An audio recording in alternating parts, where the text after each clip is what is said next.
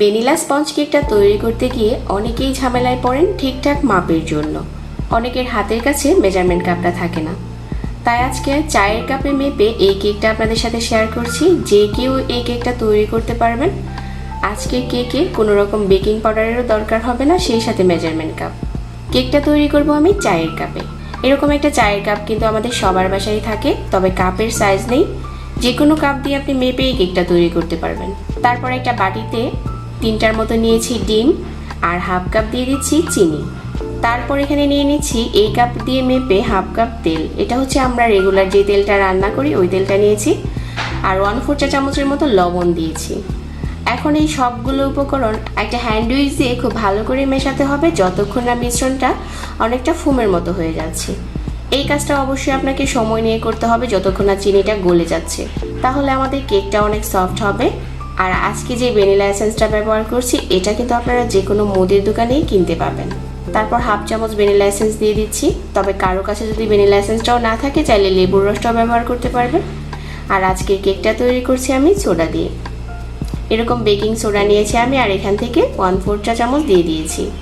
একই কাপ দিয়ে মেপে 1 কাপ দিয়ে দিচ্ছি ময়দা আর হাফ কাপ গুঁড়ো দুধ। এখন আবারও সবগুলো উপকরণ একসাথে করে খুব ভালো করে মিশিয়ে নিচ্ছি। এই মিশ্রণটাকেও আপনাকে ধৈর্য সহকারে সময় নিয়ে মেশাতে হবে। যখন কিছুটা ঘন মনে হবে, এখানে 1 টেবিল চামচের মতো লিকুইড মিল্ক দিয়ে দিতে হবে, কারণ ডিমের সাইজ কিন্তু ছোট বড় থাকে। ওই ক্ষেত্রে মিশ্রণটা অনেকটা ঘন হয়ে যেতে পারে, ওইটা হচ্ছে আপনারা চোখে দেখে বুঝে নেবেন। তো আমার এখানে আবারও মিশ্রণটাকে আমি খুব ভালো করে মিশিয়ে নিয়েছি, আর অনেকটা পাতলা হয়েছে এখন। তো কেকের মিশ্রণটাকে একটা সাইডে রেখে দিচ্ছি। আর আজকের কেকটা তৈরি করছি আমি কড়াই। আগে থেকে তেল ব্রাশ করে নিয়েছি, আর একটা বাটার পেপার বিছিয়ে দিয়েছি। তবে অনেকেই প্রশ্ন করেন যে বাটার পেপার ছাড়া কি হবে না, আপনি নর্মাল কাগজটাও তেল ব্রাশ করে বিছিয়ে দিতে পারেন। তারপর কেকের মিশ্রণটা ঢেলে দিচ্ছি, আর একটা শাঁসলিক কাঠি দিয়ে মাঝখানে একটু নাড়িয়ে দিচ্ছি, যাতে ভিতরে বাতাস থাকলে ওইটা বের হয়ে যায়। আর আজকের কেকে আমি বাদাম আর কিশমিশ ব্যবহার করছি, এগুলো উপরে সাজিয়ে দিচ্ছি। তবে এটা অপশনাল, আপনি চাইলে এইভাবেও বসিয়ে দিতে পারেন, আবার চাইলে উপরে এরকম সাজিয়েও দিতে পারেন। এখন চুলায় একটা তাওয়া বসিয়ে দিয়েছি, আর কড়াইটাকে চুলায় বসিয়ে দিলাম। আর প্রথমে আমি কাঁচের ঢাকনা দিয়ে ঢেকেছি, তারপর হচ্ছে আমি আবার স্টিলের ঢাকনা দিয়ে ঢেকেছি। চুলার আঁচটাকে লো মিডিয়ামের মাঝামাঝি রেখে আজকের কেকটা আমি 40 মিনিট বেক করেছি।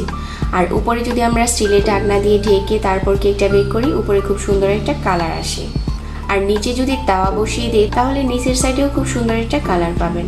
তো আমাদের ভ্যানিলা স্পঞ্জ কেক তৈরি হয়ে গেছে। কেকের মিশ্রণটা ঠিকঠাকভাবে যদি তৈরি করতে পারেন, তাহলে আপনার কেকটাও ঠিক এরকমই হবে।